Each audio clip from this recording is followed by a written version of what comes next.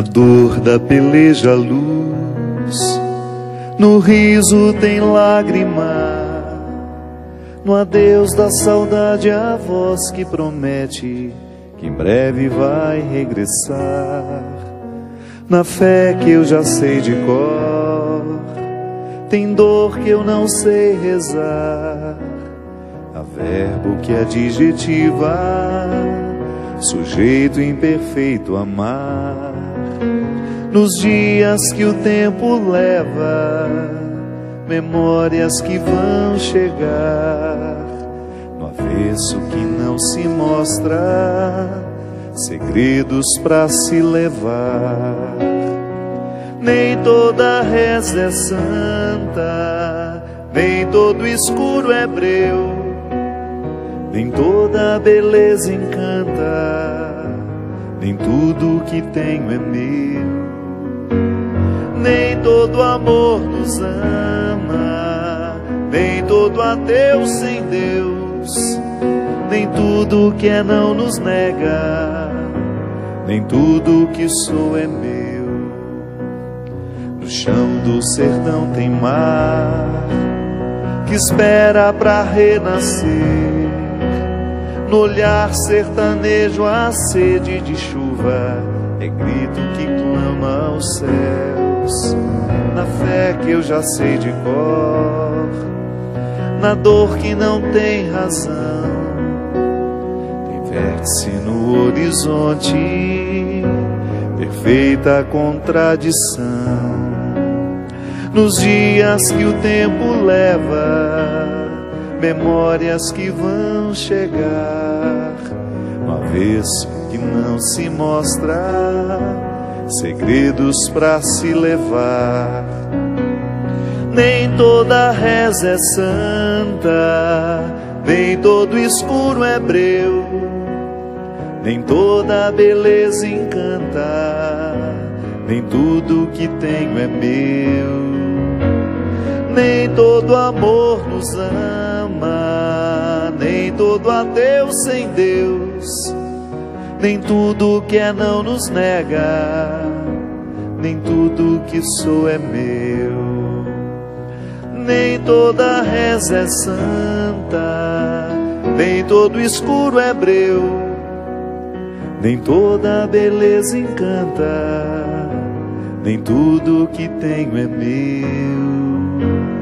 Nem todo amor nos ama, nem todo ateu sem Deus, nem tudo que é não nos nega, nem tudo que sou é meu.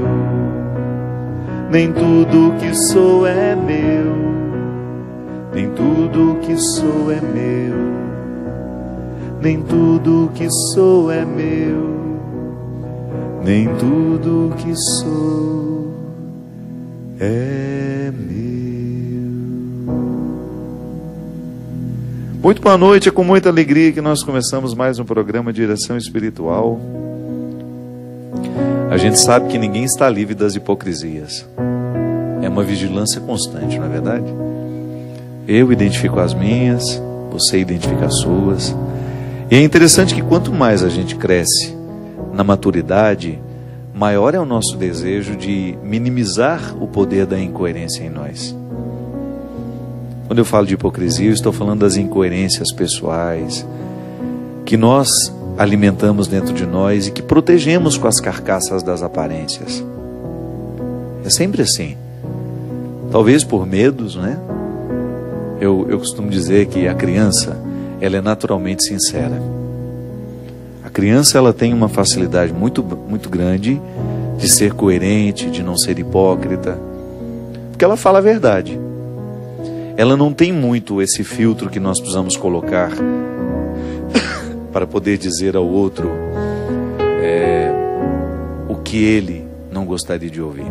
Então, se você deu à criança um doce e perguntou para ela se é bom, se ela não achou bom, ela vai dizer que não é bom e ponto final. Aí a mãe fica com medo, com vergonha, né? Pelo amor de Deus, me desculpa. Na verdade, à medida que a criança é sincera, ela está correspondendo àquilo que ela sabe sobre seus gostos, sobre a sua verdade pessoal. É claro que isso é mínimo numa criança. Qual que é o nível de autoconhecimento que uma criança tem? Quase nenhum. Mas ela consegue identificar que ela não gosta daquele doce. E ela fala que não gostou. Mas à medida que nós vamos educando as nossas crianças, elas vão alimentando a hipocrisia. Então a hipocrisia, se por um lado é bom, é um processo interessante, é saudável a gente ser educado, por outro lado ela é um processo que também vai nos ensinando o falseamento das questões. Então uma criança educada é aquela que não fala a verdade. Ela vai fingir que gostou. É claro que isso é socialmente aceito. E até a vida fica mais suportável à medida em que a gente é educado. Eu não preciso ficar dizendo tudo. Também faz parte da maturidade você chegar à conclusão de que você não tem que dizer tudo sobre tudo. Que você tem o direito de se reservar ao silêncio, de não emitir opiniões, de permanecer calado, né, até que você saiba ou tenha condições de falar alguma coisa. Mas o grande problema é quando nós nos acostumamos ao processo das hipocrisias. Quando a gente deixa de problematizar as nossas mentiras. Quando a gente se acostuma ao processo do falseamento. Aí sim a gente vai gerar um prejuízo terrível em nós. Minha gente, se do ponto de vista humano isso já é um prejuízo, pior ainda é quando nós falamos do ponto de vista religioso. Porque a religião, ela nos permite muitas hipocrisias, proteções, né? Às vezes para me esconder de um pecado que eu cometo, eu me revisto de moralismo e vou fazer aquele discurso ufânico contra todas as realidades que lá no fundo eu pratico. E serei absolutamente intolerante com todo aquele que comete aquele pecado que lá no meu esconderijo eu cometo. Então eu vou gritar nas praças e eu vou ser absolutamente contra aquelas pessoas que estão praticando o que na minha solidão eu pratico. E é por isso que Jesus não teve nenhuma paciência com os hipócritas, com os religiosos dissimulados da sua época. E essa palavra de Jesus, que é extremamente dura, ela é também amorosa. Porque sempre que a gente tem a oportunidade de quebrar um processo de hipocrisia em nós, a gente se liberta. É tão interessante ser mais livre. É tão satisfatório você experimentar a leveza de não precisar cultivar a hipocrisia. De você ter um coração leve, porque já está devidamente reconciliado com aquilo que você tem de fraco em si mesmo. Com aquelas indigências que você naturalmente precisa administrar, porque é uma questão de sobrevivência. E aí você vai tendo mais controle sobre isso. Porque quanto mais você quer esconder uma realidade, mais ela te oprime. É como você querer esconder o barro na mão. Quanto mais você aperta para tentar esconder, mais ele vai vazar pelos dedos. As realidades psíquicas, emocionais que nos oprimem e que nos levam à hipocrisia, que nós não temos coragem de assumi-las, nós não temos coragem de trabalhá-las em nós, são como esse barro que a gente tenta apertar. É por isso que a gente precisa lidar diariamente com os nossos conflitos, colocá-los sobre a mesa, olhar sem medo. Aquilo que no nosso temperamento, no nosso jeito de ser, é causa de opressão, que depois gera a hipocrisia. A pessoa não fica hipócrita da noite para o dia. A hipocrisia é muitas vezes o resultado de um processo opressor. Então às vezes você tem aquela pessoa moralista que fica tentando esconder o seu mundo de vergonhas. Aquela pessoa que faz um discurso bonito para os outros, mas vive feio quando está sozinho, vive feio quando está com as pessoas que convivem com ele, com ela. É aquela incoerência entre a vida vivida e a vida experimentada. Desculpe, na teoria, a prática da teoria. Hoje eu fiz um comentário sobre a Xuxa. Eu sempre, foi o primeiro lugar que eu tive a minha oportunidade de estar no meio secular. E só eu sei como ela me tratou com absoluto respeito. Ela foi ao meu camarim, conversou comigo, quis saber quem eu era, quis saber quem era minha mãe, os meus irmãos, enfim. E desde então, desde aquele primeiro programa, quando eu fui entrevistado, foi o primeiro programa secular na Globo que eu fiz, eu comecei a ficar muito próximo dela. E hoje eu estava comentando num post que eu escrevi sobre um mal-entendido que houve,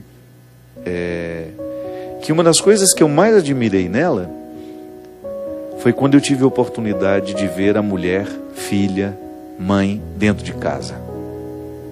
Porque uma coisa é você. Todo mundo imagina que a vida da Xuxa é um mar de rosas, né? É igual você pega um artista que você admira de longe, você sempre vai idealizar a vida dele. Nossa, como será que ele é? De que eu vi aquela criatura, mesmo tendo muitas pessoas para cuidarem da sua mãe acamada, dando banho na dona Alda e cuidando, passando um dia inteiro ali dentro do hospital. Às vezes, quando a dona Alda fica internada, a Xuxa fica internada também no hospital. Ela não sai de lá por nada. Ela acompanha tudo. E se for preciso, troca a fralda, faz isso. Não estou dizendo que ela não precisa fazer, não. Porque ela é a pessoa famosa que é. Não, todos nós temos essas obrigações. Eu estou dando o exemplo, é que ela, naquele momento, ela não se prende a nenhuma hipocrisia, a nenhum papel. E foi isso que me fez admirar tanto e tê-la como uma amiga pessoal que fez muita diferença na minha vida e que me ensinou muito. Porque às vezes você vê uma pessoa famosa, toda caridosa e toda isso, toda aquilo, vai lá ver como é ela na intimidade. E essa foi a grande surpresa quando eu tive a oportunidade de vê-la de perto, na sua intimidade, na sua casa, na relação com a sua filha, com sua mãe, com os funcionários que cuidam dela. Ali caiu por terra um monte de preconceitos que às vezes a gente vai alimentando. É disso que eu estou falando. Quando a gente é visto na nossa intimidade, ali está a nossa verdade pessoal. É ali que nós precisamos identificar quais são as hipocrisias que nos privam de ser a gente mesmo. Jesus foi muito duro porque ele sabia que sempre que nós alimentamos um contexto de hipocrisia, nós ficamos apartados da possibilidade de ser quem somos. De identificar a nossa verdade pessoal. Porque nada pode ser... Gente, não pode haver um prejuízo maior do que esse. Eu viver representando um papel que eu não sou. Eu perder a minha vida com as caricaturas que eu resolvi fazer para mim mesmo. Não existe. Isso não é justo. Não é justo com tudo aquilo que Deus me deu, com tudo aquilo que Deus me reservou. Não é justo com tudo aquilo que Deus lhe deu, com tudo aquilo que Ele havia lhe reservado. Essa vida precisa ser vivida na verdade. É buscar recrutar diariamente aquilo que a gente pode contar para o outro, sabe? E buscar diariamente isso. É muito desagradável, é muito desconfortável a gente identificar que o tratamento que a gente oferece às pessoas não é aquele que a gente recomenda. Porque para mim o pecado pior é este. Eu sei que durante muito tempo nós reduzimos a nossa reflexão ao pecado da sexualidade, disso, daquilo, das questões morais, mas para mim isso é fundamental. Um pecado grave que nós cometemos diariamente é quando nós não somos capazes de amar as pessoas que estão ao nosso lado.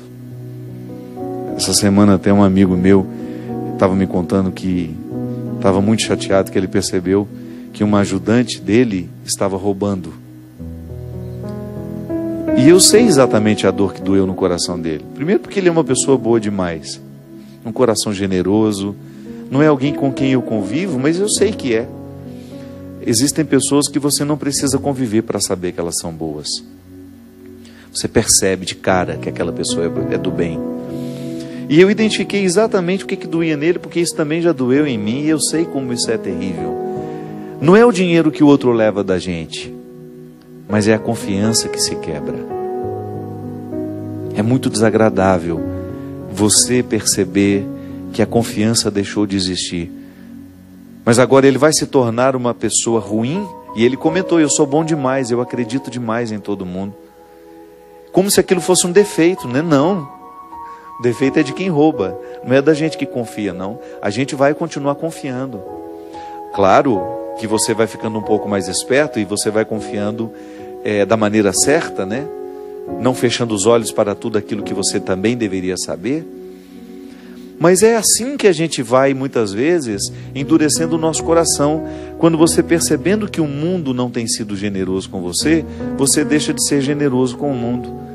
Aí você vive o processo de recessão que o país está vivendo. Que a pessoa tem dinheiro, mas tem medo de gastar. E porque eu tenho medo de gastar, eu deixo de comprar. O comerciante deixa de vender. Aí o comerciante não pode empregar todas as pessoas que ele tem na loja dele, ele começa a mandar embora. É assim que a crise vai se alastrando. É isso que chama-se recessão na economia. É quando a gente começa a segurar o que a gente tem, porque a gente tem medo de gastar, porque a gente está inseguro com o futuro. Aí uma coisa vai desencadeando outra. Quebrar as hipocrisias é a gente mergulhar no coração dessas coisas, dessas realidades que nos tornam tantas vezes absolutamente infelizes, porque não estamos sendo quem a gente deveria ser. E a palavra de ordem de Jesus para aqueles que o escutavam é justamente: arranquem as máscaras, sejam vocês. Não permitam que a hipocrisia religiosa domine o coração de vocês, porque se a hipocrisia religiosa domina, as outras hipocrisias humanas também virão. Está no Evangelho de Mateus, capítulo 23, versículo, a partir do versículo 13º, ele começa a fazer os 7 ais dirigidos aos fariseus e aos escribas, que são pessoas importantes dentro do contexto religioso de Jesus. Ai de vós, escribas e fariseus hipócritas, pagais o dízimo da hortelã, da erva doce, do cominho, e deixais de lado os ensinamentos mais importantes da lei, como o direito, a misericórdia, a fidelidade. Isso é que deverias praticar, sem contudo deixar aquilo. Guias cegos, filtrais o mosquito, mas engolis o camelo. Olha que palavra dura, né? Uma palavra para acordar. É verdade, minha gente. Quantas vezes nós ficamos presos à antessala da lei e a gente não é capaz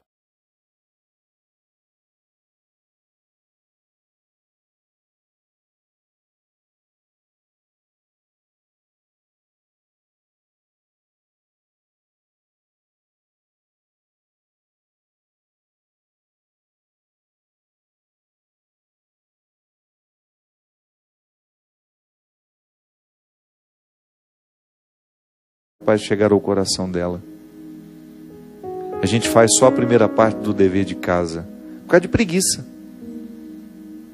Eu me lembro quando eu era menino, eu tinha uma mania de parar na segunda questão do dever de casa e falava assim: agora eu vou brincar, depois eu termino. Não terminava nunca. No outro dia ia apavorado, com a cara de tacho, sem saber dizer para a professora que não tinha feito o dever todo. No cristianismo, às vezes, nós somos assim. A gente fica parado aqui. Nós pagamos o dízimo da hortelã, da erva doce, do cominho. Isso aqui na época tinha um significado, para nós já tem outro, né?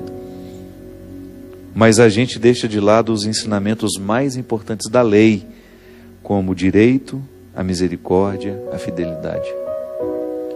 A gente começa a buscar uma religião sem espírito, práticas cegas, como se isso nos salvasse. Como se esses gestos pagãos pudessem nos salvar. Porque se o gesto pagão tivesse o poder de nos salvar, para que viver a conversão? Que é justamente expulsar o processo do paganismo em nós e trazer significados santos a tudo aquilo que nós fazemos.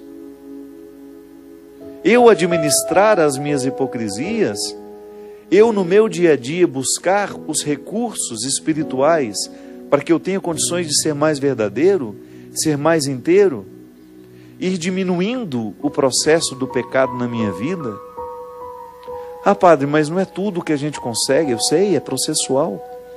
Pode ser que chegue um momento da sua vida em que você seja tão livre, tão livre, tão livre, que você não vai ter necessidade de nenhum contexto mais de simulação e de falseamento. E aí a gente vai ficar insuportável ao convívio, né?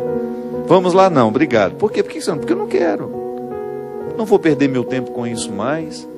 Descobri que a vida é muito curta para eu ficar perdendo tempo com compromissos que eu sei que não quero, não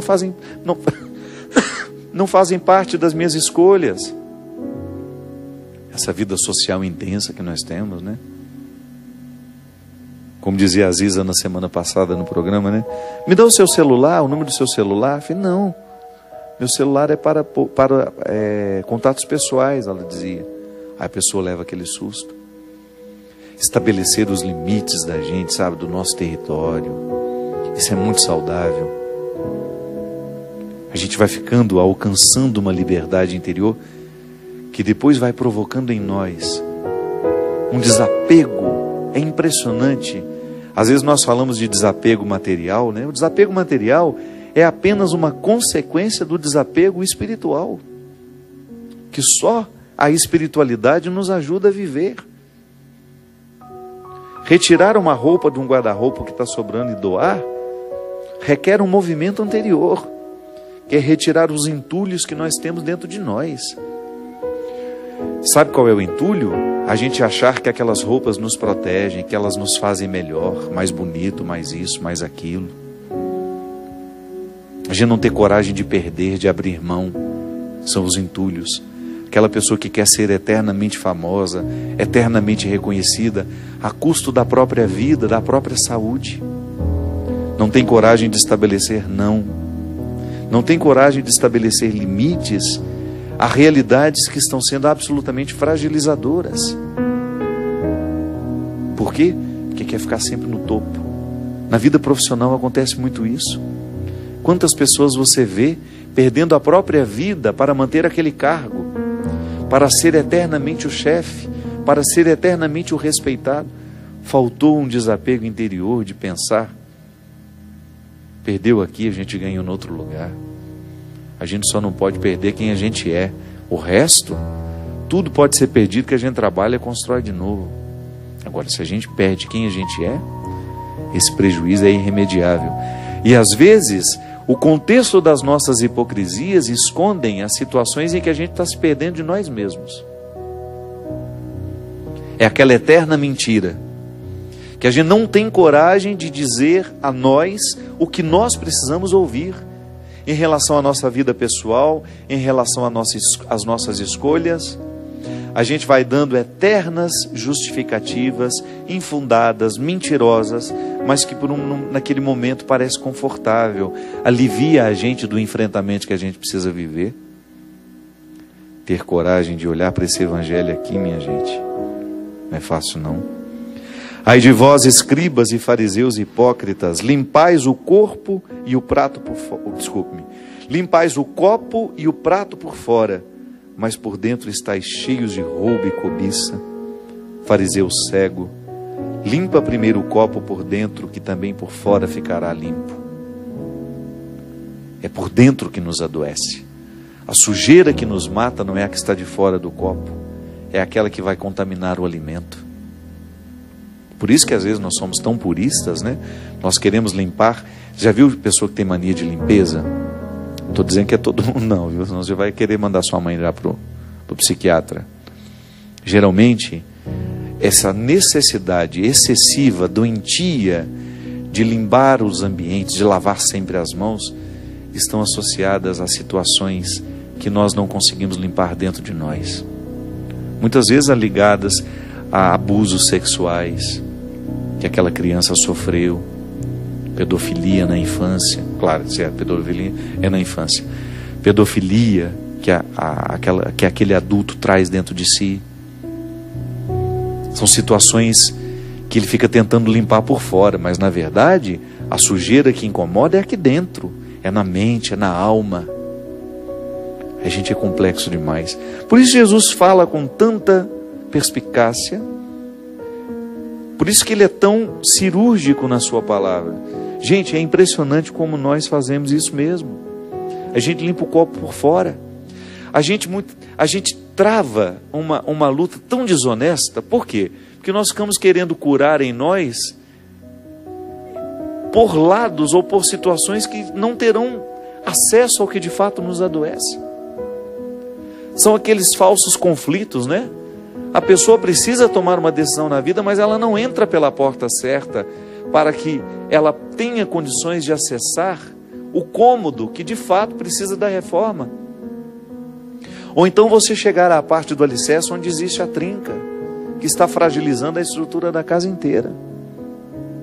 Não, a gente fica ali, rodeando o toco, administrando um falso conflito. Tantas pessoas eu encontro que chegam a ficar cansado de escutar a mesma coisa o tempo todo. Pessoas que estão lamentando 2, 3 anos uma mesma dependência afetiva e não tem coragem de cutucar a ferida do jeito certo. Não tem jeito não tem coragem de entrar pela porta da frente, de quebrar as suas hipocrisias, as mentiras que conta para si mesma. Não adianta, minha gente. Se a gente não quebra a couraça das hipocrisias, das mentiras que nos alimentam, nós nunca chegaremos à verdade que nos salvará.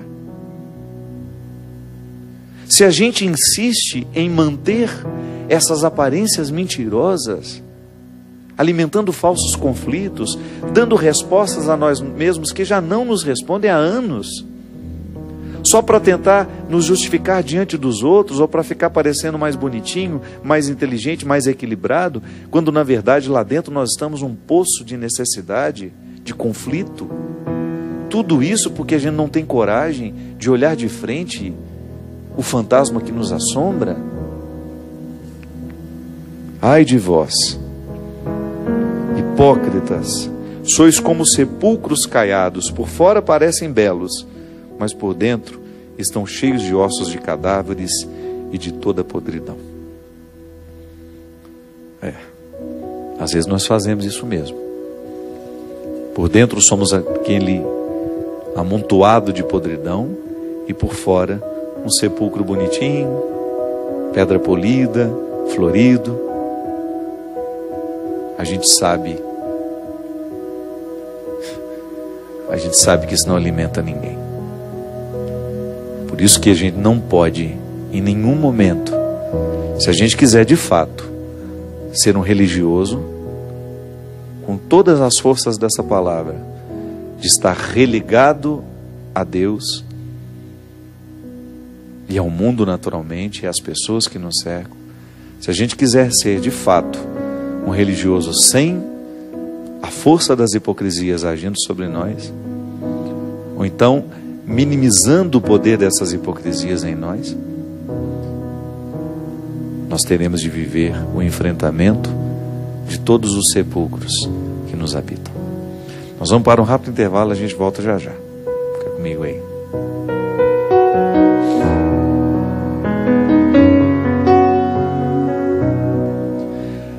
Nem toda reza é santa, nem todo escuro é breu, nem toda beleza em